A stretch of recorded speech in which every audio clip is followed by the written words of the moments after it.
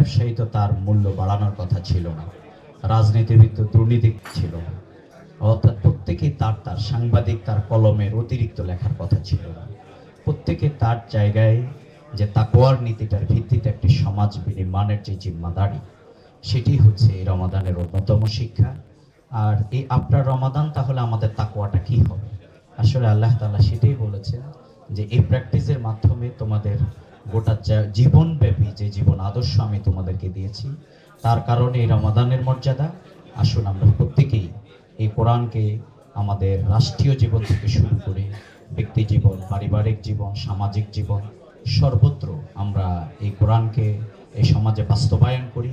আজকে কোরআনের ইসলামের সৌন্দর্য আমার মনে হয় যে আমরা 5 or 10% আমরা দেখতে পাচ্ছি না। যদি ইসলাম রাষ্ট্রীয়ভাবে প্রতিষ্ঠিত হয় তাহলে কেবলমাত্র 100% সুফল জনগণ, জাতি, মানুষ পাবে।